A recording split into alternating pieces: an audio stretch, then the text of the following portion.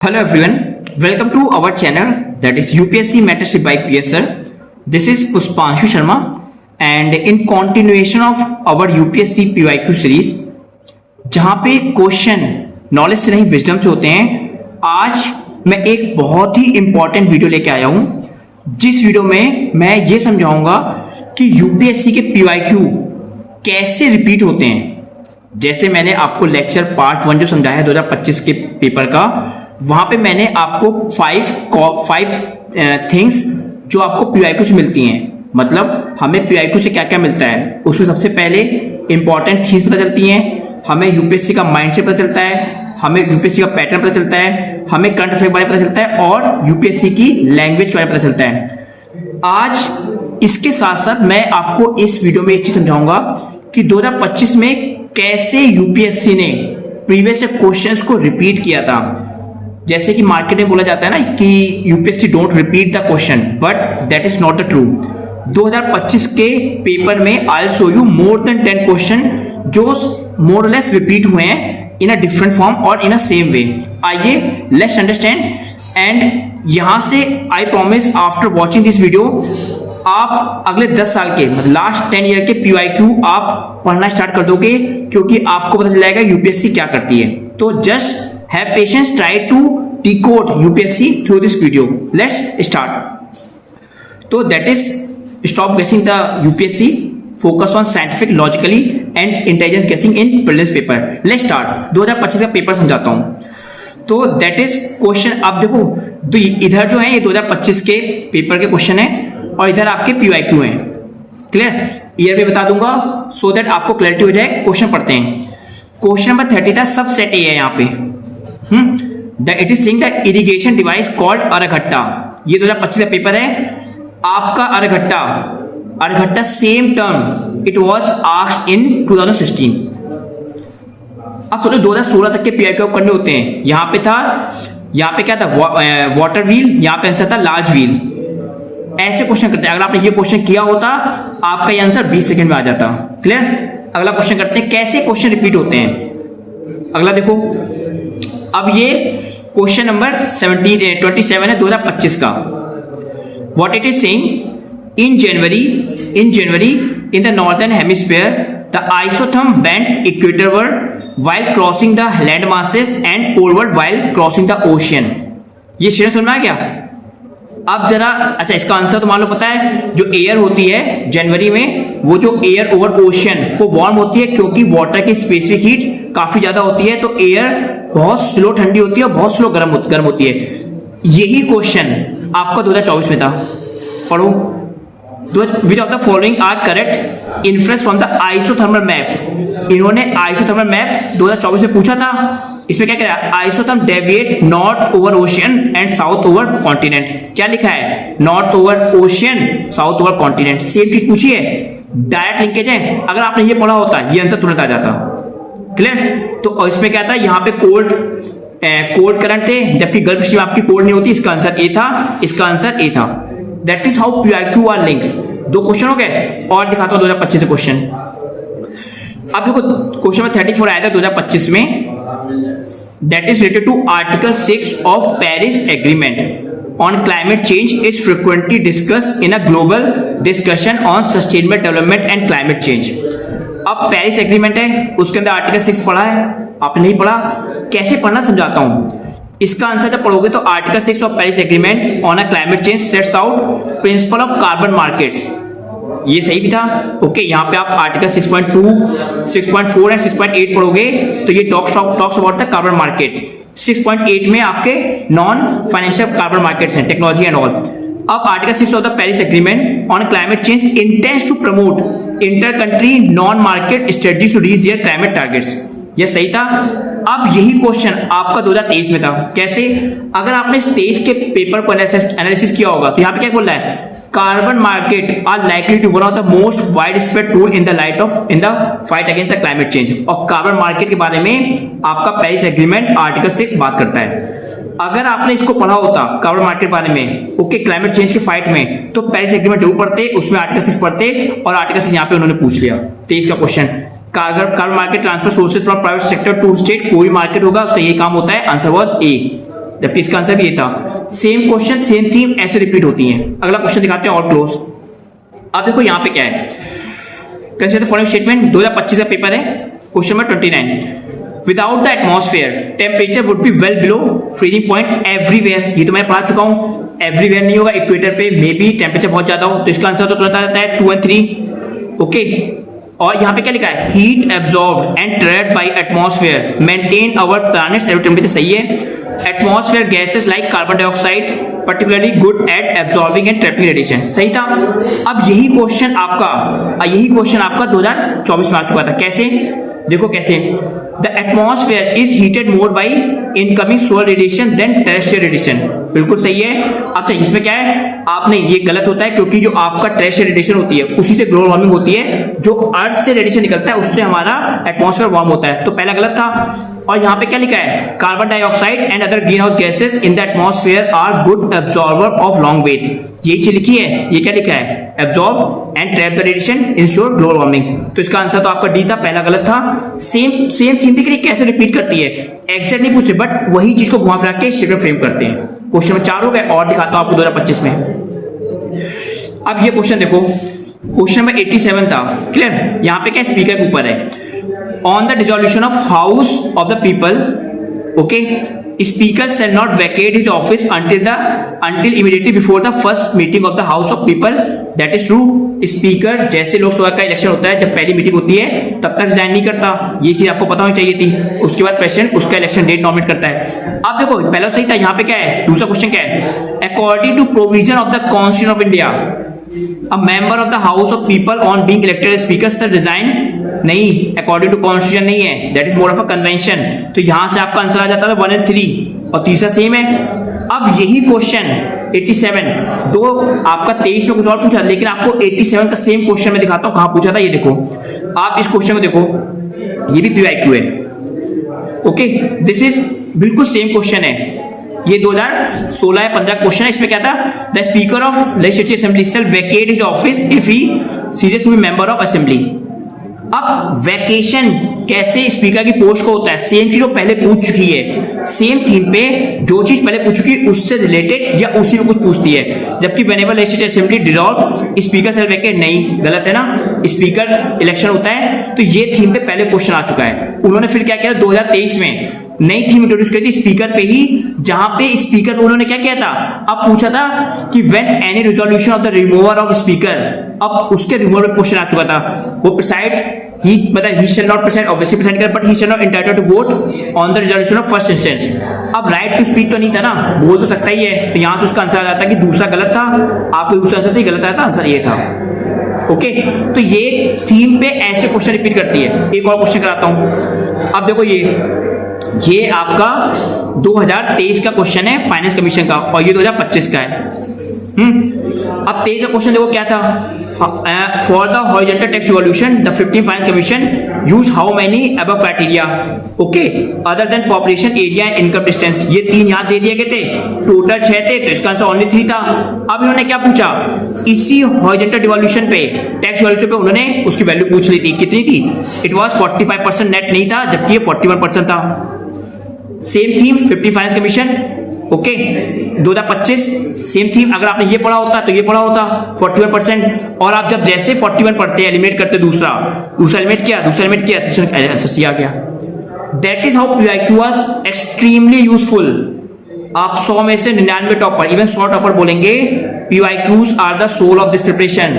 आपको पीवाईक्यू ऐसे करने होते हैं, हर एक कीवर्ड, हर एक चीज को पता होना चाहिए। अगर आप ऐसे करोगे you will definitely not only just clear the prelims, आपके बहुत अच्छे मार्क्स आएंगे। और क्वेश्चन दिखाता हूं 2025 के। 2025 का क्वेश्चन में 88 देखो। अब यहाँ पे क्या है, एंटी डिफेक्शन लॉ बहुत इंपॉर्टेंट थीम है। If any question arises as to whether a member of House of the People has become subject to disqualification, anti defection law में डिस्क्वालिफिकेशन की बात हो रही है। The tenth प्रेसिडेंट डिसीजन, अरे anti defection law में president decision नहीं होता, क्योंकि बार बार क्वेश्चन आ चुका है, तो ये गलत हो गया। फिर there is no mention of the political party, अरे एंटी डिफेक्शन लॉ शेड्यूल 10 में ही पॉलिटिकल पार्टी की बात होती है, दोनों गलत हो गए। अब यही क्वेश्चन ऐसा पहले आ चुका है आपका 2021-22 के आसपास। क्या था, anti defection law, the law specified that a nominated legislator cannot join any political party with in the 6 month. जबकि it is after the 6 month it cannot join, before 6 month it cannot. तो गलत हो गया। The law doesn't provide any time frame within which the presiding officer होता, यहीं से आ जाता क्वेश्चन। ओके, तो ये सही था, टाइम फ्रेम नहीं है, तो ये हो गया आपका आंसर बी। सेम क्वेश्चन बस डिफरेंट वे पूछता है यूपीएससी। और दिखाता हूं क्वेश्चन। अब देखो यहां पे क्या है, scientific study suggest that a shift is taking place in the earth rotation and axis. अरे स्टडीज दुनिया में चल रही होगी, कहीं ना कहीं ये चीज हो रही होगी। अब यहाँ पे क्या है, solar flares and associated coronal mass ejection bombarded the earth's outermost atmosphere with tremendous amount of energy. यहीं से ऑरोरा निकलते हैं आपके आर्कटिक साइड, तो ये भी सही है, ये भी सही है। अब तीसरा क्या है, as the earth polar ice melts the water tends to move towards the equator. ये सही होता है, इसी के कारण क्या है, उसके एक्सिस में मूवमेंट हो रहा है, बट ये इसको एक्सप्लेन नहीं कर रहा है। तो इसका आंसर तो मोस्ट प्रोबेबली यूपीएससी में बी होगा, कोई 2025 का पेपर है, इसका आंसर आएगा तुम्हारा बी। अब सोलर फ्लेयर्स पे आपका क्वेश्चन पहले भी आ चुका है, सेम।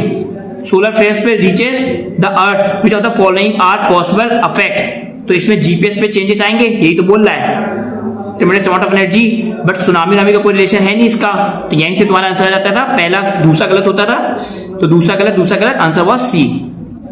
ओके, ऐसे क्वेश्चन आपको करने होते हैं, जो थीम आ चुकी है वो बहुत आसान हो जाता है जब आप उसको नेक्स्ट ईयर यूज करते हो। और क्वेश्चन दिखाता हूं, ये यूपीएससी बड़ा अच्छा क्वेश्चन था, वो मुझे बहुत पसंद आया था। ये 2025 का है, ओके, और 2023 का है। क्या किया था समझो, first kho kho world cup हुआ था, इंडिया में हुआ था दिल्ली में। अब इन्होंने क्या किया था 25 में, जो मैन का जो स्कोर था, मैन ने नेपाल को हराया था, इंडियन मैन ने, वहां पे स्कोर ये था 54-36, और वुमेन ने 78-40 रहा था। इसका आंसर ए था। अब ये सेम चीज 2023 में जो 44 चेस ओलंपियाड हुए थे उसमें भी किया था। क्या किया था उसमें समझो, वो फर्स्ट टाइम हुआ था चेस ओलंपियाड इंडिया में हुआ था, सही था, मैस्कॉट वहां पे सेम था। अब इन्होंने क्या किया था, the trophy of the winning team open section is Vera Menchik cup, और trophy for the winning team in women section Hamilton Russell. ये ट्रॉफियों के नाम चेंज कर दिए थे, यहाँ पे वुमेन वाले नाम थे क्या, वीरा मैंचिक, जबकि जो मैन वाले नाम थे वो थे हैमिल्टन रसन। ये इंटरचेंज करते हैं और यहाँ पे भी इंटरचेंज करते हैं। अगर आपको इसका आइडिया होता और यूपीएससी माइंडसेट को पकड़ लेते तो आप समझ जाते यहाँ पे भी इंटरचेंज किया है इसने। क्लियर। और क्वेश्चन दिखाता हूँ 2025 के। अब देखो यहाँ पे क्या है, सेम क्वेश्चन है। देखो यहाँ पे क्या कह रहा है, क्वेश्चन में 89 देखो, in India state government have no power for making rules for grant of concession in respect of extraction of minor minerals even though such minerals are located in their territory। अरे यही question इन्होंने पहले दे चुके हैं। कैसे, इसका तो ये गलत है, क्योंकि स्टेट गवर्नमेंट ही फाइनली रेगुलेट करती है क्या, माइनर मिनरल्स को। दो सेंट्रल गवर्नमेंट नोटिफाई करती है कौन मेजर कौन माइनर, बट रेगुलेशन जो है वो आपका स्टेट गवर्नमेंट करती है। तो ये गलत हो गया, आंसर इसका यहीं से आ जाता है। In India central government has the power to notify okay under the relevant law.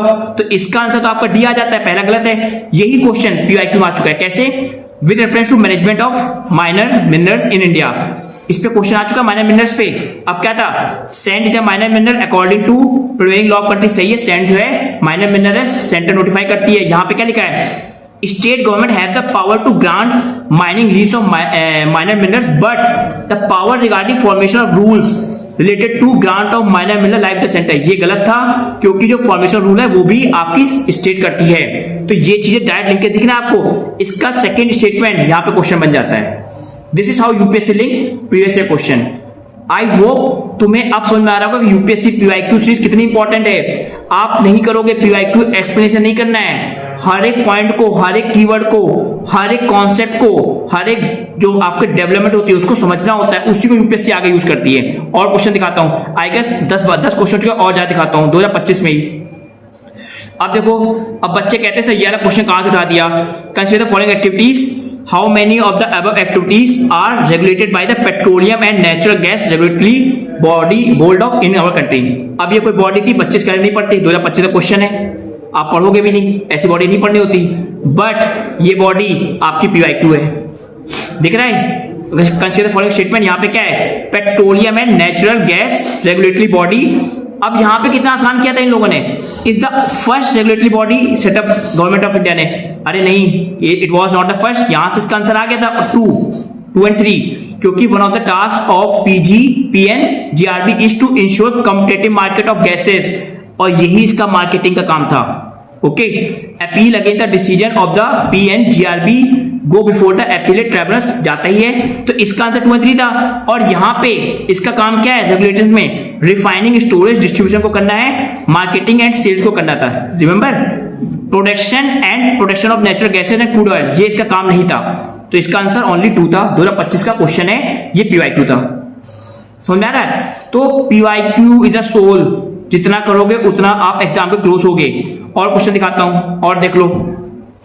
The governor of state is not answerable to any court for the exercise and performance of power duties of his office. फिर क्या लिखा है, ये आपके article 361 में होता है। Governor और प्रेसिडेंट को स्पेशल पावर होती है। No criminal proceeding shall be instituted और continue against the governor during his term of office. क्या लिखा है यहां पे पढ़ो, no criminal proceeding shall be instituted against the governor of state in any court during his term of office. दिख रहा है, सेम चीज है। मेरे से कल बच्चे पूछ रहे थे सर कौन सी थीम इंपॉर्टेंट होती है, ये सारी थीम इंपॉर्टेंट है जो लास्ट के 10 ईयर में PYQ में आई हैं। क्लियर? तो आपको पता 361 में ये वही सही है। तब article member of the state legislature are not liable to any proceeding in any court in respect of anything said with in the house. ये आपके प्रोविजन के अंदर आता है 105 के अंदर। क्लियर? फिर emoluments and allowances of the governor of state shall not be diminished with the term of office. सही है। ओके, इसका आंसर भी आपका ऑल था। ठीक है, ऐसे PYQ लिंकेज होते हैं। आई होप तुम लोग को समझ में आ रहा होगा। और 1-2 क्वेश्चन बचे हैं, ये देख लो, ये दिखा दिया था। 1-2 क्वेश्चन और हैं। अब देखो ये क्वेश्चन कितना अच्छा था। ये 2015 क्वेश्चन है, 15 का, और ये 2025 का।